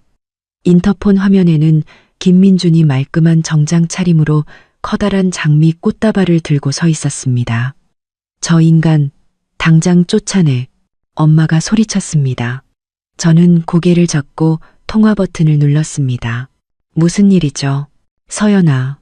김민준의 목소리가 스피커를 통해 들려왔습니다. 역겨울 정도로 다정했죠. 어머니가 올린 영상 봤어. 내가 대신 사과할게. 우리 얘기 좀 할 수 있을까? 할 얘기 없어요. 제가 차갑게 말했습니다. 서연아. 그가 갑자기 무릎을 꿇었습니다. 내가 잘못했어. 그 여자랑은 다 정리하겠다고 맹세할게. 회사 일도 내가 다 해결할게. 제발 한 번만 더 기회를 줘. 저는 인터폰 화면을 쳐다보았습니다. 그는 꼿꼿이 무릎을 꿇고 진심 어린 표정을 짓고 있었습니다. 눈가에는 눈물까지 어른거렸죠. 2년 전 그가 아빠의 서재에서 청혼할 때도 바로 저런 모습이었습니다. 얼마나 위선적인가. 똑같은 연기를 2번이나 하다니. 서연아. 엄마가 걱정스럽게 저를 보았습니다. 제가 만나볼게요. 저는 심호흡을 했습니다. 직접 만나서 끝내야 할 이야기가 있어요. 문을 열고 나가자 김민준이 달려와 저를 안으려 했습니다. 제가 몸을 피하자 그의 표정이 순간 굳어졌다가 다시 미소로 바뀌었습니다. 서연아, 너 많이 야위었어. 김민준. 제가 그의 말을 끊었습니다. 내일 제 변호사가 법원에 이혼 소장을 제출할 겁니다. 당신과 당신 어머니는 모든 명예훼손 행위를 중단하세요. 그렇지 않으면 서연아, 그가 제 손을 잡았습니다. 내가 정말 잘못했다니까. 그 한유라는 그냥 스쳐 지나가는 인연이었어. 내가 사랑하는 사람은 너뿐이야. 나를 사랑해. 제가 비웃었습니다. 사랑해서 내 집을 은행에 담보로 잡고, 사랑해서 당신 어머니가 친척 15명을 데리고 와 우리 집을 망치게 두고, 사랑해서 등 뒤에서 다른 여자랑 바람을 피웠다고요? 그의 얼굴이 새하얗게 질렸습니다. 너 어떻게 그걸. 이제 그만 가요. 제가 돌아서려는데 그가 갑자기 등 뒤에서 저를 껴안았습니다. 서연아, 제발. 그의 목소리에는 울음이 섞여 있었습니다. 너 없으면 나 정말 못 살아. 회사도 망하기 직전이고 한 회장님도 날 고소하려고 해. 너까지 날 떠나면 저는 그를 힘껏 밀쳐냈습니다. 그래서 그게 당신이 진짜 걱정하는 거로군요. 당신 회사, 당신 돈. 아니야. 그가 황급히 핸드폰을 꺼냈습니다. 봐, 내가 한유라 연락처 다 지웠어. 맹세할게. 그가 잠금 화면을 풀자 화면에 사진 한 장이 스쳐 지나갔습니다. 요트 위에서 김민준과 어떤 여자가 키스하는 사진이었습니다. 배경은 푸른 바다였죠. 그 여자는 한유라가 아니었지만 이상하게 낯이 익었습니다. 잠깐만요. 제가 그의 핸드폰을 낚아챘습니다. 이 사람 누구예요? 김민준의 얼굴이 새파랗게 질렸습니다. 그가 핸드폰을 뺏으려 했습니다. 아무것도 아니야. 그냥 아는 사람이야. 저는 몇 걸음 물러나 사진을 자세히 보았습니다. 20대 초반으로 보이는 여자가 비키니 차림으로 김민준의 목을 감싸 안고 있었습니다. 저는 문득 그녀가 누구인지 알아보았습니다. 김유리, 그의 사촌 동생이라던 바로 그 여자였습니다. 당신 사촌 동생이랑. 저는 역겨워서 토할 뻔했습니다. 김민준, 당신은 정말 짐승만도 못하군요. 네가 생각하는 그런 거 아니야. 그가 횡설수설했습니다. 걘 친사촌이 아니라 그냥 먼 친척이야. 됐어요. 저는 핸드폰을 그의 얼굴에 던졌습니다. 내일 법정에서 봅시다. 집으로 돌아와 저는 곧장 욕실로 달려가 샤워기를 틀었습니다. 그가 만졌던 모든 곳을 미친 듯이 씻어냈습니다. 뜨거운 물줄기는 눈물과 뒤섞여 흘러내렸고 저는 바닥에 주저앉아 소리 없이 울었습니다. 얼마나 지났을까 문 두드리는 소리가 들렸습니다. 엄마의 걱정스러운 목소리가 들려왔죠. 서연아, 지연이 왔어. 눈물을 닦고 밖으로 나가니 지연이 거실에 앉아 있었습니다. 그녀의 얼굴은 굳어 있었죠. 서연아, 이것 좀 봐. 그녀가 태블릿 PC를 건넸습니다. 화면에는 지역 뉴스 기사가 떠 있었습니다. 유성건설부도 사태, 수백 명의 계약자 피해 속출. 기사에는 프로젝트 책임자인 한유라가 자금을 횡령한 혐의를 받고 있으며 주 시공사였던 김민준의 회사는 불량 자재를 사용한 혐의로 고발당했다는 내용이 담겨 있었습니다. 이게 다가 아니야. 지연이 다른 기사를 띄웠습니다. 이것 봐. 그것은 2년 전에 낡은 기사였습니다. 건축계의 신성 김민준, 10대 우수 청년 기업가로 선정. 사진 속에서 김민준은 의기양양하게 시상대에 서 있었고 시상자는 놀랍게도 제 아버지였습니다. 그래서 제 목소리가 떨렸습니다. 아빠는 그를 알고 계셨던 거군요. 아는 정도가 아니야. 지연이 씁쓸하게 웃었습니다. 김민준이 초기에 정부 프로젝트 몇 개를 따낼 수 있었던 건 전부 내 아버지 덕분이었어. 저는 벼락을 맞은 듯 했습니다. 김민준이 왜 그렇게 저를 쫓아다녔는지, 왜 그렇게 서둘러 청혼했는지 모든 것이 설명되었습니다. 저는 그저 그의 성공 가도를 위한 체스판 위의 말에 불과했던 것입니다. 서연아, 엄마가 제 차가운 손을 잡았습니다. 이제 어떻게 할 거니? 저는 고개를 들어 엄마의 걱정스러운 눈을 보았습니다. 문득 그 어느 때보다 정신이 맑아지는 것을 느꼈습니다. 싸워야죠. 다음 날 아침 저는 이 도시에서 가장 유명한 이혼 전문 변호사를 찾아갔습니다. 동시에 지연의 도움을 받아 김민준 회사의 분식회계 증거를 수집하기 시작했습니다. 시어머니의 비방 영상은 계속해서 인터넷에 퍼져나갔지만 저는 더 이상 신경 쓸 겨를이 없었습니다. 점심때쯤 김 변호사에게서 전화가 왔습니다. 이 선생님, 김민준 씨가 협의 이혼에 동의했습니다. 단, 선생님께서 재산 분할과 위자료를 포기하는 조건입니다. 그에게 전하세요. 제가 비웃었습니다. 법정에서 보자고. 전화를 끊고 저는 컴퓨터를 켜서 장문의 글을 쓰기 시작했습니다. 한 악독한 며느리의 고백이라는 제목으로. 저는 시어머니가 어떻게 15명의 친척을 데리고 와 우리 집을 점령했는지, 어떻게 제 돈을 낭비하고 물건을 훔쳤는지 상세히 기록했습니다. 김민준의 재정 사기와 이중적인 배신도 폭로했습니다.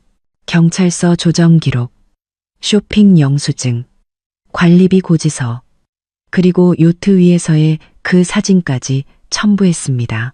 게시 버튼을 누르기 전 제 손은 마우스 위에서 미세하게 떨렸습니다. 이 글이 올라가면 다시는 돌이킬 수 없습니다. 내 결혼, 내 사생활, 내 명예, 모든 것이 대중 앞에 드러나게 될 것입니다. 심호흡을 하고 저는 마우스를 클릭했습니다. 5분 후 글의 조회수는 1만을 돌파했습니다. 1시간 후 지역 실시간 검색어 1위에 올랐습니다. 3시간 후 시어머니의 비방 영상 아래 댓글의 분위기는 완전히 뒤바뀌었습니다. 세상에 15명이 같이 살았다고? 에어컨 8대? 너무 끔찍하다. 저건 시어머니가 아니라 강도잖아. 이서연 씨, 이혼 응원합니다. 저녁 무렵 제 핸드폰이 울렸습니다. 모르는 번호였습니다. 여보세요? 이서연 씨? 한 여자의 차가운 목소리가 들려왔습니다. 저 한유라예요. 이서연 씨, 우리 얘기 좀 해야겠어요. 전화기 너머 한유라의 목소리는 날카로운 얼음칼 같았습니다. 김민준에 대해서요. 당신과는 할 얘기 없어요. 저는 핸드폰을 쥔 손에 힘을 주었습니다. 내가 당신을 찾고 싶었을 것 같아요? 그녀가 비웃었습니다. 김민준, 그 자식이 프로젝트 자금을 들고 튀었어요. 지금 빚쟁이들은 나한테 찾아오고 있고요. 창밖에서는 빗방울이 유리창을 두드렸습니다. 새벽이시 도시는 희미한 안개비에 잠겨 있었습니다. 저는 잠든 부모님을 확인하고 조용히 서재로 향했습니다. 무슨 말이죠? 제가 목소리를 낮췄습니다. 유성건설 자금이요. 한유라가 이를 갈았습니다. 그가 200억 원 가까이 횡령했어요. 지금 그게 전부 제 책임으로 돌아왔다고요. 저는 컴퓨터를 켜서 지연이 정리해준 김민준의 회사 재무 자료를 띄웠습니다. 증거는요? 전화기 너머가 잠시 조용해졌습니다. 내일 오전 10시 반도 카페에서 봐요. 증거를 가지고 나갈게요. 내가 당신을 어떻게 믿죠? 그가 당신을 속였고 나도 속였으니까. 그녀의 목소리에 문득 피로감이 묻어났습니다. 전화를 끊고 저는 컴퓨터 화면을 응시했습니다. 김민준 회사의 자금 흐름도에는 유성건설 프로젝트로 향하는 몇 건의 큰 지출이 있었습니다. 하지만 총액은 50억 원에 불과했습니다. 만약 한유라의 말이 사실이라면 나머지 돈은 어디로 간 걸까요? 다음 날 아침 엄마가 아침 식사를 들고 들어왔을 때 저는 거울 앞에서 다크서클을 가리려 했으며 화장을 하고 있었습니다. 서연아, 정말 그 여자를 만나러 갈 거니? 가야 해요. 저는 마지막으로 립스틱을 발랐습니다. 그녀에게 김민준의 자산은닉 증거가 있을지도 몰라요. 엄마는 결국 한숨을 쉬며 말했습니다. 조심해. 기사님한테 데려다 주라고 할게. 반도 카페는 도심의 한 오피스 빌딩 꼭대기에 있었습니다. 사방이 통유리라 도시 전체를 내려다볼 수 있었죠. 저는 벽을 등지고 입구를 마주보는 구석자리를 골랐습니다. 지연이 가르쳐준 대로 이런 이야기를 할 때는 안전한 자리를 확보해야 했습니다. 한유라는 10분 늦게 도착했습니다. 그녀는 사진보다 더 말랐고 검은색 정장에 10cm 높이의 하이힐을 신고 있었습니다. 그녀는 제 맞은편에 앉아 서류 봉투 하나를 던졌습니다. 읽어봐요. 당신의 훌륭한 남편이 무슨 짓을 했는지. 봉투 안에는 은행 거래 내역서가 가득했습니다. 맨 위장에는 작년 12월 유성건설 계좌에서 스타오버시즈라는 회사로 30억 원이 이체된 기록이 있었습니다. 스타오버시즈? 김민준의 페이퍼 컴퍼니야. 한유라가 커피를 한 모금 마셨습니다. 케이맨 제도에 등록되어 있고 실소유주는 그 사람이지. 저는 서류를 빠르게 넘겼습니다. 김민주는 지난 1년간 유성건설에서 200억 원에 가까운 자금을 빼돌렸고 모두 스타오버시즈를 통해 세탁한 후 행방이 묘연해졌습니다. 이걸 어떻게 손에 넣었죠? 나만의 방법이 있지. 그녀가 비웃었습니다. 내가 그렇게 만만한 사람으로 보여? 서류 마지막 장을 보던 저는 숨을 멈췄습니다. 지난달 김민준이 시어머니와 친척들을 데리고 우리 집을 점령했던 바로 그 시기에 이씨네 가사도우미라는 이름으로 5억 원이 지출된 기록이 있었습니다. 이씨네 가사도우미? 아, 그거? 한유라가 제 시선을 따라가더니 웃었습니다. 김영희, 당신의 사랑스러운 시어머니가 운영하는 작은 회사지. 저는 벼락을 맞은 듯 했습니다. 시어머니가 회사를요? 명목상으로는 가사도우미 업체지만 실제로는 돈 세탁용 유령 회사야. 김민준이 그걸 통해서 세금도 피하고 은밀하게 돈을 빼돌린 거지. 머릿속이 혼란스러웠습니다. 시골 할머니 행세를 하던 시어머니가 뒤에서는 이런 짓을 하고 있었다니. 그녀가 왜 그렇게 뻔뻔하게 친척들을 데리고 우리 집에 들어왔는지 이제야 알 것 같았습니다. 김민준의 자산은 이익을 돕기 위해서였던 것입니다. 그리고 이것도 한유라가 USB 하나를 더 꺼냈습니다. 이건 더 흥미로울걸. USB 안에는 영상 하나가 들어 있었습니다. 한 호텔 스위트룸에서 김민준이 상의를 벗은 채 침대에 걸터 앉아 있었고 침대에는 그의 사촌 동생이라던 김유리가 누워 있었습니다. 그들은 친척 아니었나요? 제 목소리가 떨렸습니다. 친척은 무슨? 한유라가 비웃었습니다. 김유리는 그의 고향 이웃집 딸이야. 고등학교 졸업하고부터 그를 따라다녔지. 편의상 사촌 동생이라고 부른 것뿐이고 영상 속에서 김민준이 담배를 피우며 카메라를 향해 말했습니다. 유라야, 장난치지 마. 유리는 그냥 심심풀이야. 내가 진짜 사랑하는 사람은 너뿐이라고. 저는 역겨워서 토할 뻔했습니다. 이 남자는 대체 몇 개의 얼굴을 가진 걸까요? 왜 이걸 저한테 보여주죠? 김민주는 끝났으니까 한유라의 눈빛이 차가워졌습니다. 그는 건드려서는 안 될 사람을 건드렸어. 우리 아버지는 이미 모든 관계를 끊었고 은행에서도 빚 독촉이 시작됐지. 이제 당신이 가진 게 필요해. 제가 가진 거요? 당신 아버지와 김민준이 맺은 계약서. 2019년에 쓴 거 말이야.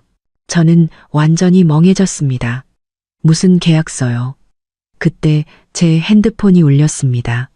김 변호사였습니다. 이 선생님, 긴급 상황입니다. 김민준이 방금 법원에 새로운 증거를 제출했습니다. 선생님께서 정신질환이 있다며 혼인 무효 소송을 제기했어요. 네? 저는 소리를 질렀습니다. 2년 전에 진단서를 제출했는데 선생님께서 우울증과 망상장애를 앓고 있다고 주장하고 있습니다.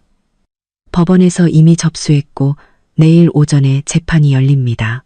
전화를 끊자 제 손은 걷잡을 수 없이 떨렸습니다. 한유라는 그 모습을 보고 웃었습니다. 선수 쳤네. 그 계약서. 대체 뭐죠? 제가 그녀의 손목을 잡았습니다. 2019년 12월. 당신 아버지가 김민준과 협력 계약을 맺었어. 그녀가 제 손을 뿌리쳤습니다. 김민준이 프로젝트를 따오면 당신 아버지가 자금과 인맥을 지원해 주기로 했지.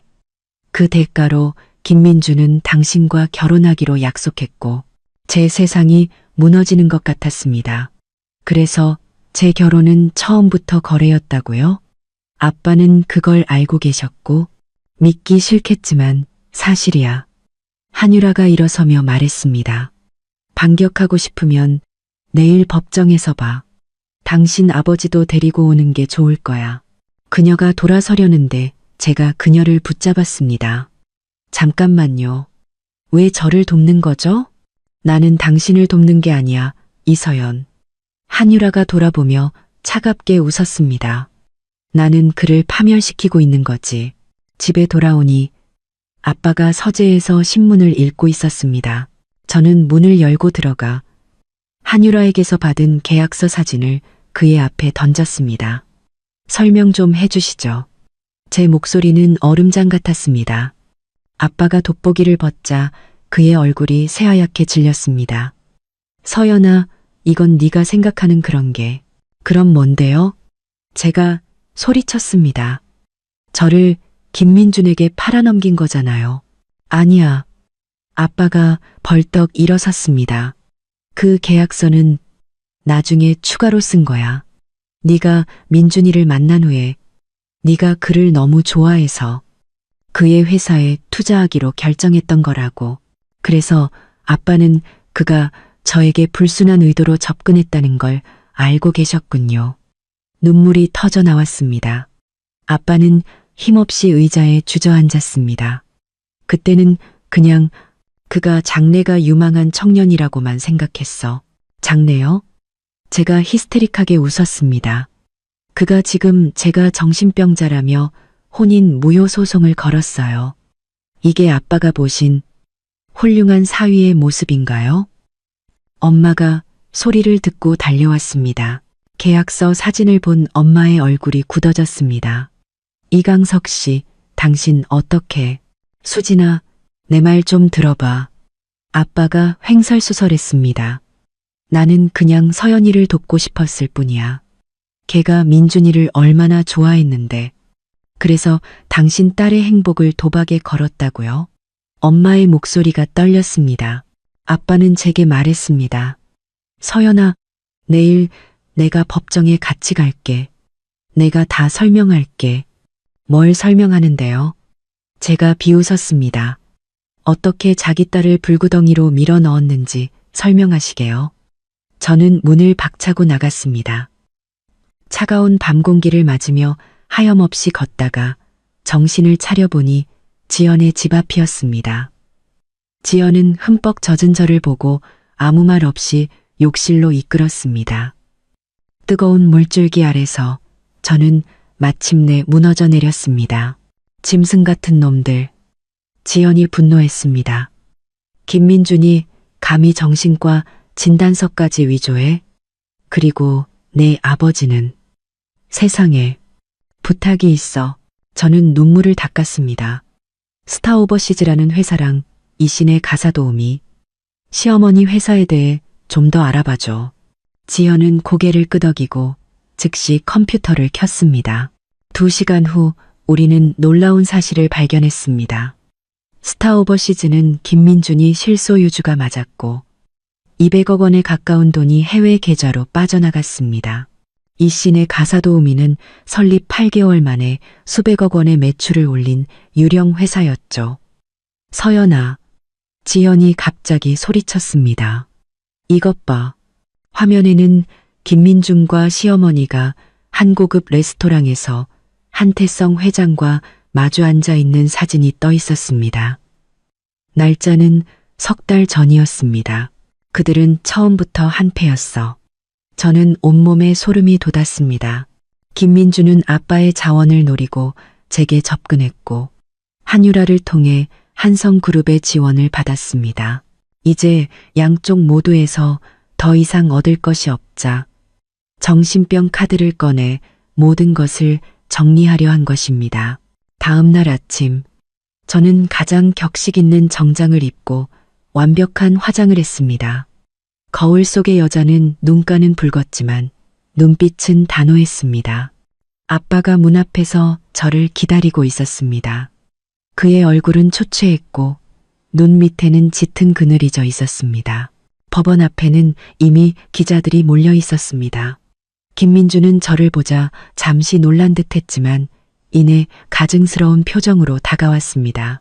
서연아, 일이 이렇게 돼서 정말 미안해. 그 연기는 판사님 앞에서나 하시죠. 제가 비웃었습니다. 법정에서 김민준 측 변호사는 위조된 정신과 진단서를 제출하며 저를 정신병자로 몰아갔습니다. 증인으로 나선 시어머니는 눈물을 흘리며 제가 폭력적이고 망상에 시달린다고 거짓 증언을 했습니다. 그때 아빠가 증인석에 섰습니다. 판사님, 저는 이서연의 아버지 이강석입니다. 아빠는 2019년에 김민준과 맺었던 계약서를 증거로 제출했습니다. 그 안에는 김민준이 저를 잘 보살피지 않을 경우 법적 책임을 진다는 조항이 명시되어 있었습니다. 이어서 아빠는 김민준이 제출한 진단서가 위조되었다는 감정 결과서까지 제출했습니다. 김 변호사는 김민준이 스타, 오버시즈와 이신의 가사 도우미를 통해 부부 공동 재산을 해외로 빼돌린 증거를 제시했습니다. 판사는 사안의 중대성을 고려하여 일주일간 휴정을 선언하고 양측의 모든 자산을 동결시켰습니다. 법정을 나오자 기자들이 몰려들었습니다. 저는 도망치려는 김민준을 붙잡고 모든 기자가 들을 수 있도록 큰 소리로 말했습니다. 김민준 씨, 당신이 위조한 정신과 진단서, 빼돌린 내 돈, 그리고 당신의 그 사촌 동생과의 관계까지 모든 것에 대한 대가를 치르게 해줄게요. 순간 플래시가 비처럼 쏟아졌습니다. 서연아, 동창회에 꼭 와야 해. 지연이 전화 너머에서 흥분해서 말했습니다. 10년 만에 하는 거잖아. 그리고 권도윤 선배도 온대. 권도윤, 대학 시절 법학과의 전설이자 4년 내내 저를 짝사랑했던 선배. 선배는 미국에 있지 않아? 지난주에 돌아왔어. 이혼 전문 로펌을 차렸는데 승소율이 100%래. 저는 마음이 흔들렸습니다. 김 변호사도 훌륭하지만 법률 전문가가 한 명 더 있다면 든든할 것 같았습니다. 알았어. 갈게. 동창회 장소인 신라호텔 연회장. 저는 심플한 검은색 원피스를 입고 들어섰습니다. 지현이 저를 보자마자 달려왔습니다. 저기 봐, 권도윤 선배가 계속 입구 쪽만 쳐다보고 있어. 그가 저를 향해 걸어왔습니다. 10년이 흘렀지만 그는 더 성숙하고 멋있어졌습니다. 이서연, 오랜만이야. 그의 낮은 목소리가 귓가에 울렸습니다. 내 소식 들었어. 유감이야. 김민준은 너에게 과분한 사람이었어. 그의 말에 눈물이 핑 돌았습니다. 선배, 지금 최고의 이혼 전문 변호사잖아. 지연이 끼어들었습니다. 내가 네 사건 무료로 변호해 줄게. 권도윤 선배가 단호하게 말했습니다. 김민준의 행위는 혼인 사기 및 재산 횡령에 해당돼. 내가 그 대가를 치르게 해줄 수 있어. 왜? 저를요? 대학 때 진 빚을 갚는다고 생각하지. 그는 제가 기억하지도 못하는 작은 친절들을 이야기했습니다. 김민준은 케이맨 제도와 싱가포르에 계좌가 있고 시드니에는 집도 한 채 샀어. 저는 눈을 동그랗게 떴습니다. 그걸 어떻게? 여기 지난 2년간의 자금 흐름과 부동산 증명서야. 그가 USB 하나를 건넸습니다. 그리고 지난달에 시드니행 편도 항공권을 예약했더군. 원래 재판이 열리기로 했던 바로 다음 날짜로. 김민준은 처음부터 모든 것을 계획하고 제 돈을 빼돌려 해외로 도망칠 준비를 하고 있었던 것입니다. 그때 한유라에게서 전화가 왔습니다. 이서연, 김민준이 아버지에게 연락해서 내 과거 사진으로 협박하고 있어. 우리가 먼저 선수 쳐야 해. 저는 스피커폰으로 통화를 전환했습니다. 한유라 씨, 지금 권도윤 변호사님과 함께 있습니다. 권도윤? 전화기 너머에서 한유라의 목소리가 놀라움으로 바뀌었습니다. 한태성 회장의 전 사위. 저는 충격에 휩싸여 권도윤 선배를 쳐다보았습니다. 그의 표정이 차갑게 굳었습니다. 한태성과는 이제 아무 관계 없습니다. 재밌네. 한유라가 웃었습니다. 내일 오전 10시 반도 카페에서 봐요. 당신의 새로운 변호사님도 함께. 전화를 끊고 저는 선배에게 물었습니다. 결혼하셨었어요? 입양한 딸과 잠시. 그가 짧게 대답했습니다. 3년 전에 끝났어. 한태성은 보이는 것만큼 간단한 사람이 아니야. 그때 아빠에게서 전화가 왔습니다. 서연아, 오늘 저녁에 김민준을 만나기로 했다. 재산 분할을 포기하게 만들 방법이 있어. 아빠, 혼자 만나시면 안 돼요. 걱정 마라. 반도 호텔 카페. 저녁 7시다. 너도 올래? 제가 모시고 가겠습니다. 권도윤 선배가 말했습니다. 카페에서 아빠는 김민준과의 첫 만남에서 녹음했던 파일을 틀었습니다. 거기에는 김민준이 아빠에게 사업적 도움을 구하며 저와 결혼하겠다고 약속하는 내용이 담겨 있었습니다. 심지어 시어머니가 그 집안 인맥만 빼먹고 버리라고 말하는 내용까지 있었죠. 궁지에 몰린 김민준은 한태성 회장이 자신의 뒷배라고 소리쳤습니다. 한태성 회장은 이미 당신과의 모든 관계를 끊었습니다. 권도윤 선배가 비웃었습니다. 그리고 스타 오버시즈 계좌는 동결됐죠. 이어서 선배는 김민준이 2018년 저를 만나기 전에 이미 김유리와 고향에서 결혼식을 올렸다는 증거 사진까지 내밀었습니다. 그는 중혼죄에 해당했습니다. 저는 그날 밤 모든 진실 앞에서 무너져 내렸습니다. 제 결혼은 처음부터 끝까지 사기극이었고 저는 두 거대 기업의 싸움에 이용된 장기말에 불과했습니다. 권도윤 선배는 저를 위로하며 말했습니다. 대학 때 4년 내내 널 좋아했어. 넌 항상 빛나는 사람이었지. 이서연, 넌 좋은 대우를 받을 자격이 있어. 김민준은 그럴 자격이 없는 놈이고. 다음 날 궁지에 몰린 김민준은 정신병 주장을 철회하고 모든 재산 분할을 포기했습니다.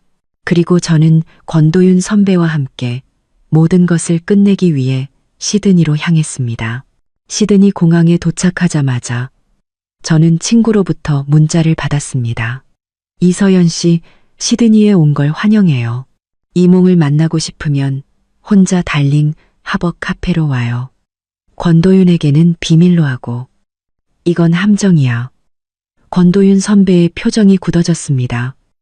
하지만 저는 가야만 했습니다. 선배는 제게 작은 이어폰을 주며 말했습니다. 이걸 끼고 가. 내가 근처에 있을게. 카페에서 저를 기다리고 있던 사람은 이몽이었습니다. 그녀는 제게 USB를 건네며 김민준과 한태성 회장이 자금 세탁뿐만 아니라 이혼 후에 저를 처리할 계획까지 세웠다고 폭로했습니다. 그리고 충격적인 사실을 털어놓았죠. 그녀가 바로 제 이복 동생이라는 것을. 그 순간 검은 정장을 입은 남자 2명이 카페로 들이닥쳤습니다. 뛰어! 이어폰에서 권도윤 선배의 다급한 목소리가 들려왔습니다. 저는 테이블을 엎고 부두를 향해 달렸습니다. 치열한 추격전 끝에 이몽은 그들이 쏜 총에 맞았습니다. 그녀는 죽기 직전 제게 피 묻은 일기장 하나를 건네며 말했습니다. 언니, 미안해. 총성이 다시 울렸고 이번에는 저를 감싸안은 권도윤 선배의 어깨에서 피가 뿜어져 나왔습니다. 안전 가옥에서 저는 이몽의 일기장을 펼쳤습니다. 거기에는 그녀가 겪었던 고통과 한태성 회장과 김민준이 저를 살해하려는 계획을 엿들었다는 내용이 적혀 있었습니다. 그리고 결정적으로 그들의 모든 범죄 증거가 담긴 비밀, 금고의 위치와 비밀번호가 적혀 있었죠.